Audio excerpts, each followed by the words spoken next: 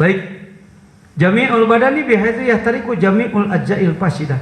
Semua jujud yang rusak sebutlah kandang-kandang setan lah bahasa mudahnya. Ya.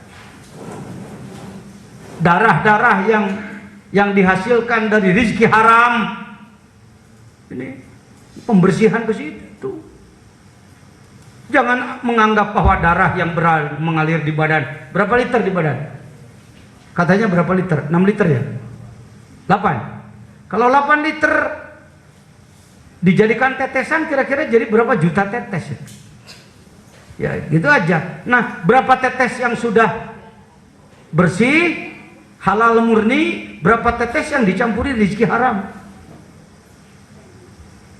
Rasulullah bersabda dalam hadisnya yang sahih, ada orang yang berkelana melakukan pendekatan kepada Allah, tetapi ya ta'amnya haram, malbasnya pakaiannya haram.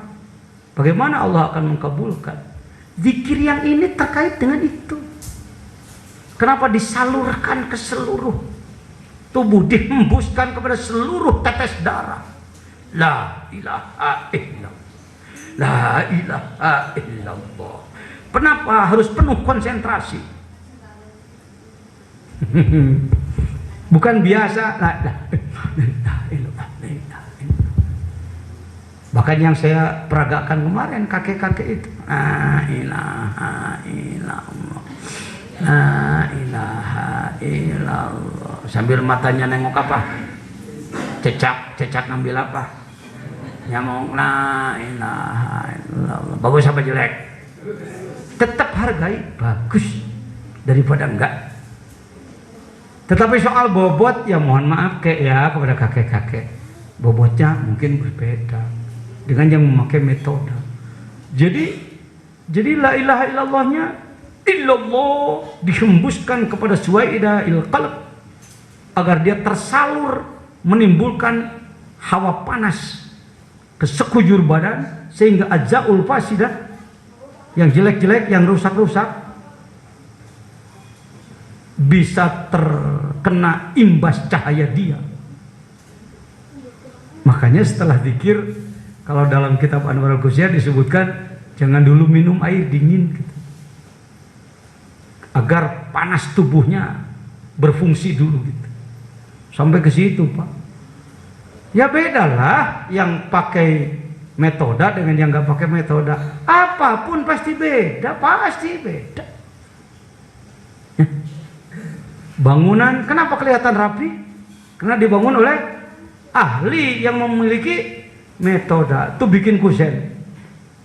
Berikan kayu 10 kubik pada orang yang nggak paham metode bikin kusen, jadi korek kuping. Berikan batik 10 piece pada orang yang bukan ahli menjahit, jadi otok, jadi selampet, nggak jadi baju. Karena nggak tahu metode. Zikir pun sama. Apapun pasti begitu, Pak.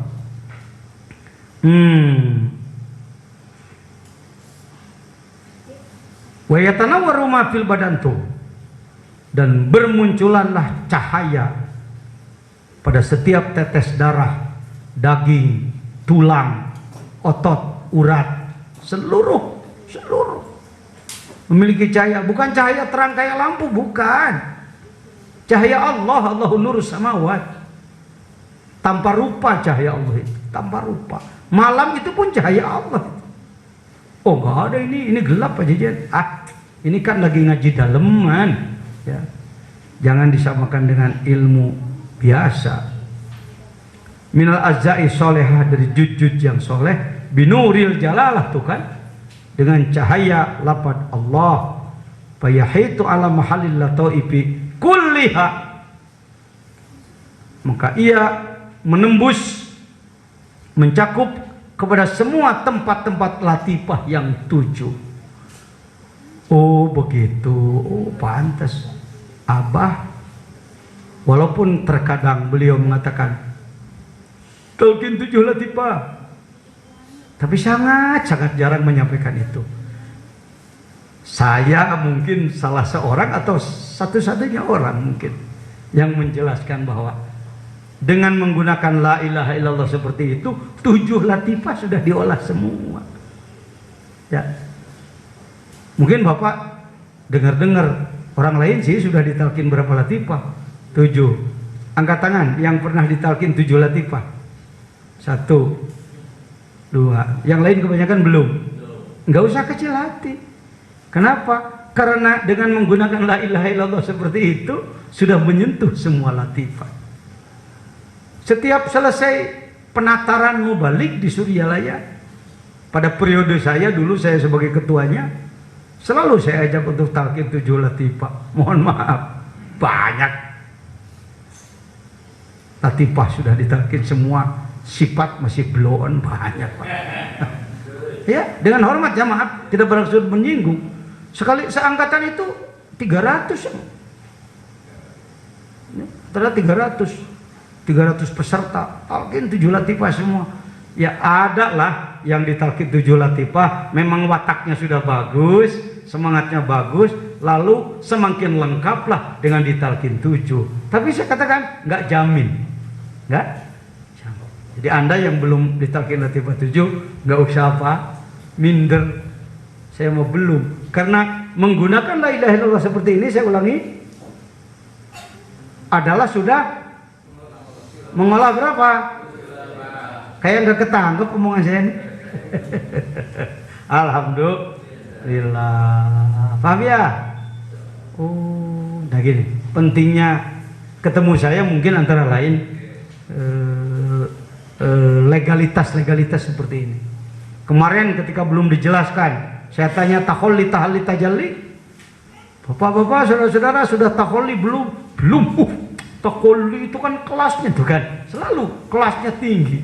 Ketika saya jelaskan takholli itu mengurangi dosa, ternyata bapak-bapak dan ibu-ibu jamaah sekalian, bukan pendosa kelas tertinggi, artinya tidak ada dosa yang tidak ditinggalkan, semua dosa dilakukan. Enggak. Saya tanya, tadi malam membunuh berapa orang? Enggak, apa dari mulai hidup juga belum. Ya namanya itu sudah takholli, sudah merintis takholli. Takholli itu bukan ujuk-ujuk semua dosa lepas, enggak, berkurang sih. Nggak ada orang yang lepas dosa semuanya, nggak ada, Pak. Kecuali para nabi ya, orang yang sudah menjadi waliullah sekalipun dosanya masih banyak, Pak. Kalau ingin paham betul tentang perdosaan, coba baca doanya Sayyid Akasha. Alim tu minhu aul lam a'lam sirra wa alaniyat. Ya Allah, bila ada dosa-dosa saya, dosa yang saya sadari dan dosa yang tidak saya sadari, dosa yang terang-terangan atau saya sembunyi-sembunyi.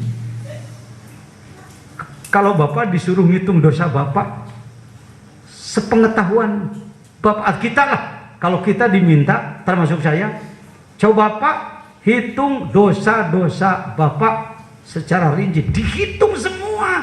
Insya Allah tidak sampai 10% itu. 90% dosa-dosa yang belum kita ketahui. Itu gimana itu? Sampai ada orang yang mendapatkan karomah, Pak Jajan, begini ya, kayak main panjat pinang. Filosofinya begitu. Anakku, dia mahasiswa, mahasiswi, orang yang sampai ke tingkat wilayah itu, kewalian itu, mohon maaf, bukan dicapai dengan amalannya sendiri. Itu kayak main panjat pinang. Ada panjat pinang? Apa di sini nyebutnya? Rebutan. Rebutan. Ada nggak main rebutan? Tiang rebutannya biasa-biasa aja lah. Pohon pinang, ya udah nggak pakai gemuk, nggak pakai sabun, nggak apa-apa. Yo panjat pinang, 5 menit juga selesai. Tapi yang jadi seru kan apanya itu? Dikasih apanya? Ya pelicinnya. Baru mau naik, prosot ke bawah. Baru naik injek sama yang atas, prosot lagi. Naik. Itu kan jadi lek cong, bulu kenek padang kesang. Orang Sunda, wah girang sekali itu masyarakat. Nonton panjat apa? Bosnya ikut manjat nggak? Kadang-kadang diem aja di dalam. Gimana? Udah turun belum? Buahnya udah keambil belum? Apalagi kalau penyelenggaranya pribadi, bukan panitia ya. Dia keluar dari rumah. Udah terlalu sore ini dekat maghrib, udah tebang aja. Kalau tahu mau ditebang buat apa gua naik ke sini. Makanya nggak boleh bicara rahasia. Jadi agak paham ya sekarang? Jadi orang-orang seperti kita, sebut saja, boleh ikut main rebutan. Sangat mungkin bahwa kita akan mencapai oleh kita jauh. Paling nanti udah kelihatan bonyok-bonyok. Jadi kita ngamalin dikir ini cari bonyok aja. Cari capek aja lah. Yakinilah ya Allah, engkau pasti nggak senang sama saya ya Allah. Wong saya ini orang nggak bener. Ilallah, ilallah. Ya Allah, dibanding mereka yang nggak bener tapi nggak dikir kan mendingan saya ya.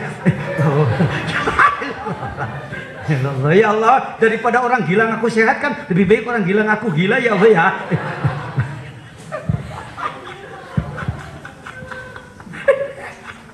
Maaf, kalau orang sebodoh saya kadang-kadang ya dapat cipratan karomah ya.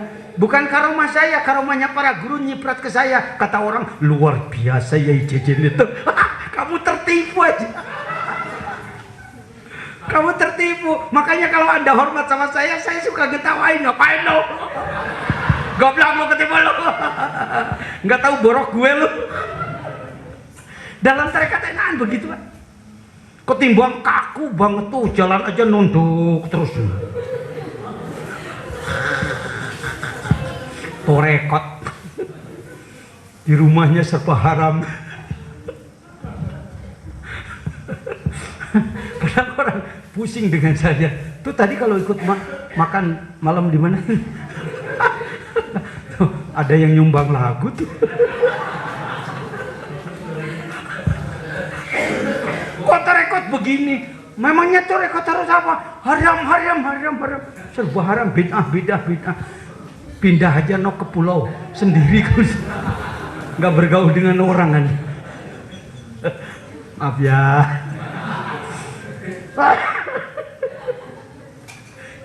Seneng saya ngomong begini. Ya Allah, alhamdulillahirabbil alamin. Sampai di mana tadi kita ngomong?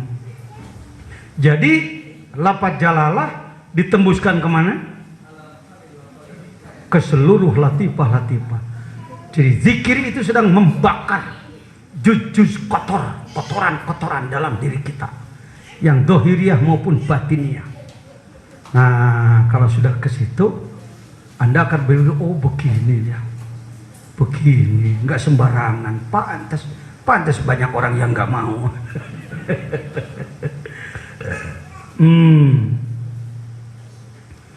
Wayulah itu makna tahlil ayla maksuda illallah. Dan mulahadzahkan, dawamkan, terus tetap adakan kesadaran makna tahlil. Awas, jangan menganggap bahwa yang namanya tahlilan itu kumpul untuk baca-bacaan bagi orang yang meninggal, itu tahlilan. Sempit Pak. Apa ya doa yang pantas ya? Kenapa disebut tahlilan? Karena inti daripada amaliyah tersebut adalah lafaz la ilaha illallah. La ilaha illallah itulah hailalah atau tahlil. Tahlil itu mengagungkan. Tahlil itu kalimat la ilaha illallah, kalimat untuk mengagungkan Allah. Di dalamnya terkandung makna yang sangat banyak. Di sini disebutkan la maksuda illallah. Bahkan kita sering menyampaikannya 3 kan. La ilaha illallah, la ma'buda illallah, la ilaha illallah, la maksuda illallah, la ilaha illallah, la maujuda illallah. Kalau sudah lama maujudah itu habis, itu fana itu. Tahap awal yang ngomong aja lah dulu, belum naik kepada kesadaran. Lama kelamaan menjadi kesadaran. Wa min kalimatin nabi yunfi jami'al muhdatsat. Dari kalimat la ilaha berarti ia sedang menafikan, menghanguskan, membuang semua muhdatsat minan nazari, dari pikiran, wal i'tibar, dan ijiran, wa yanzuruha nadrul fana, semua selain Allah. La ilah, tidak ada sesuatu yang layak dijadikan Tuhan. Kenapa? Karena semuanya adalah fana, semuanya adalah lebur. Itulah ilah. Jujur, di dalam kalbu kita mana yang lebih menjadi pribumi, Allah atau keinginan? Terserah. Jujur aja, orang di kelas saya juga masih Allah itu sering diusir. Kalau panitia Pak Arif sudah menyediakan Hotel Horizon 607, 612, 615 untuk rombongannya Pak Yai Jejen. Pak Jejen sudah capek, lalu istirahat, umpama jam 12 malam, panitia karena ada saudaranya dari Palembang sana bawa anak yang masih kecil dan nangis mencret lagi, dibawa ke kamar saya. Kira-kira Pak Jejen marah apa enggak? Manusianya aja marah. Goblok panitia, tambah lagi udah 2 orang nih, ditambah lagi 5 orang. Siapa sih ini? Ini keluarganya dari Palembang. Datang lagi Pak Haji Jamil. Tok, tingkleng. Siapa? Jamil. Ada apa Pak Haji? Ini loh, ada titipan apa? Itu peti bekas ikan peda. Peti apa nyebutnya sini? Kas ya? Ya pokoknya gitu. Bekas ikan asin yang masih bau. Dibawa kemana? Kira-kira Pak Jejen tetap di situ dengan ikhlas atau pindah sendiri ganti hotel? Mungkin ya udahlah, silakan kamu di sini biar saya cari hotel lain. Paham maksud saya? Kalbu ini hanya untuk Allah, nak. Kalbu itu hanya untuk Allah, tidak boleh untuk yang lain, tidak boleh. Disebutnya Baitullah, makanya jangan sempitkan kalbu ke daging hati. Anda jadi keliru nanti. Masya Allah, di dalam daging hati kayak liver, kayak belatung. Bukan di situ. Kalbu ini wilayah batin dalam diri kita. Dengan kata lain, wilayah ketuhanan dalam diri kita. Hanya untuk Dia. Seperti hanya di Baitullah sana tidak boleh ada berhala di dalam. Bukan Allah diam di situ. Tapi kalbu hanya untuk aku, kata Allah. Kita masukin bayi mencret. Keperluan kita dimasukin ke kalbu. Yang bau-bau, yang jelek-jelek dimasukkan ke dalam. Mungkin kata Allah, iyalah silahkan kalbumu untuk semaumu, biar aku pindah hotel aja. Paham maksudnya? La ilaha illallah sama dengan hehehe, keluar. La ilaha itu keluar kamu. Illallah ini hanya untuk Dia. Kamu beraninya masuk ke situ. Mungkin kata si dunia, kata mobil, kata apa, aku kan mengikuti keinginanmu. malu, keluar dulu. Mengusir itu. Kalau gitu nanti saya miskin dong Pak Jejen. Jangan mengambil keputusan ke situ. Tidak ada dalil dalam Quran bahwa umat Islam harus miskin, nggak ada. Nggak ada Pak. Ayo kalau Anda lebih ahli daripada saya di bidang ilmu, angkat silakan, please. Ayat mana, surat mana? Surat apa, ayat berapa yang menyatakan bahwa umat Islam harus miskin? Ya ayyuhalladzina amanu la tamlikud dunya Wahai orang-orang yang beriman, engkau tidak boleh memiliki dunia. Allah, Masya Allah. Tidak ada ya begitu. Kalau ada umat Islam yang hari ini masih belum sejahtera, ya sabar dan berupaya. Nunggu giliran. Ini nggak tahu siapa nih, doktrin dari mana. Seakan-akan umat Islam harus miskin. Giliran punya pabrik, orang Korea yang punyanya, umat Islam jadi satpam. Yang paling prihatin, perempuan-perempuan muslimah jadi wanita piaraan.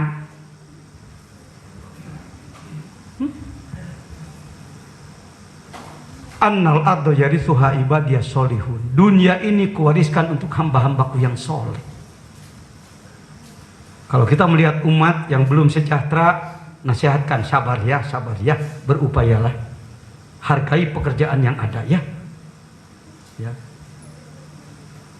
Pokoknya berhasil dan tak diharamkan kalau di bidang rezeki. Tapi lakukan doa, lakukan pendekatan kepada Allah. Kok Pak Jejen ngomongnya seperti dengan penuh perasaan? Saya ustadz yang 10 tahun di Sukabumi disebut ustadz termiskin. Betul Pak. Pengen tahu istana saya tahun 80-an? Sok Pak Udin, kalau ada gambarnya boleh lah. Ya. Mungkin orang menganggap kalau Pak Jejen hari ini, jabatannya aja sekian, rumahnya koyok begitu, pesantrennya sekian hektar. Itu sekarang. Dulu Masya Allah makan pagi enggak sore, baju satu lepas mandi. Saya mengalami jadi ustadz fakir lebih 10 tahun. Nah ini udah bisa keukur kan? Kalau orang rumahnya banyak lalu punya ginian disebutnya villa mungkin. Ini wong ini istananya. Terus sekarang berubah, berkembang. Tuh beda sedikit ya dengan yang tadi. Ini belum tambah 1 lantai lagi. Rumah saya cuma 1000 meter persegi, 3 lantai. Untuk saya 1 kamar untuk jamaah yang datang. Alhamdulillah. Nih, makanya saya berani mengatakan, hei, nggak ada perintah di dalam Islam bahwa umat Islam harus miskin. Nggak ada. Ini masjid, pesantren dan lain-lain. Yang ada adalah wala taghurrannakumul hayatud dunya. Jangan tertipu oleh dunia. Maka kalau pakai ilmu mantik, ilmu logika akan muncul 4 ya. Punya harta tidak tertipu, punya harta tapi tertipu, tidak punya harta tapi tertipu, tidak punya harta tidak tertipu. Ayo coba ngomong 1.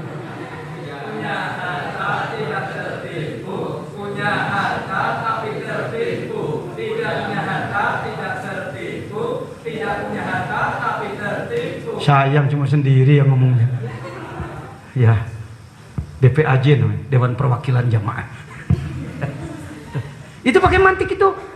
Setiap 2 kalimat disambungkan pasti akan keluar 4 Pak. Itu sudah rumus logika itu. Ya, setiap 2 kalimat disambungkan akan muncul. Nanti disebutnya nisbat. Itu disebut umum khusus min wajhin. Qad yaftariqa wa qad yajtami'a. Yuk, punya harta tidak tertipu, punya harta tapi tertipu, tidak punya harta tidak tertipu, tidak punya harta tapi tertipu. Pilih yang mana? Nah gitu aja. Jangan pilih tidak punya dan tertipu, apalagi repot. Buktinya apa Jejen? Bukti, aduh memang harus ada bukti. Orang kaya, rumahnya besar, kendaraannya banyak, tanahnya luas, perusahaannya banyak dan maju, miliarder dia, tetapi ibadahnya bagus. Itu contoh punya harta. Ada orang punya harta tapi ibadah jadi tertinggal. Pak sholat Pak, maaf lagi sibuk. Pak pengajian, aduh nanti ya minggu depan aja. Pokoknya yang namanya ibadah tersisih. Itu punya dan tertipu. Tidak punya tidak tertipu. Tidak punya maksudnya tidak banyak ya hartanya. Ya tempat tinggal sangat-sangat sederhana, pakaian sangat sederhana, makan pagi nggak sore, atau bahasanya kalau hari ini makan besok masih dipikir makan apa enggak besok, kan gitu ya. Di bidang permakanan orang Indonesia begitu, banyak kelompok besok makan apa tidak, besok makan apa, besok makan di mana, besok makan dengan siapa, yang ujung besok makan siapa, kan gitu. Memang orang Indonesia ini, kalau banyak orang yang menyebut al-barbari sekarang, barbari, saling makan orang ya. Nah baik, saya mengalami, alhamdulillah. Jadi semua berpotensi, semua berpotensi. Kalau hari ini kita belum sejahtera, obatnya adalah sabar dan berupaya. Sabar dan, kalau mau, saya mau segini aja, ya silakan. Kalau mau memilih segitu, bahagialah dengan keadaan seperti itu. Jangan yang repot, upaya cuma segitu, tapi merengeknya nggak begitu. Kemampuan cuma segitu, saya malu, ya namanya. Setiap ketemu orang, jadi memang begini sih bapaknya anak-anak itu males ngomong di mana-mana, ngoceh terus. Ini gaya-gaya Indonesia ini. Andaikan dia belum sejahtera, tapi ia bisa tersenyum. Lihat rumah orang 3 lantai, rumah kamu cuma begitu, alhamdulillah, daripada yang nggak punya. Susah ngadepin orang ma'rifat. Dzikir itu ke situ fungsinya, nak, ke situ fungsi. Ya, ala bi dzikrillah tatmainnul qulub. Lanjut.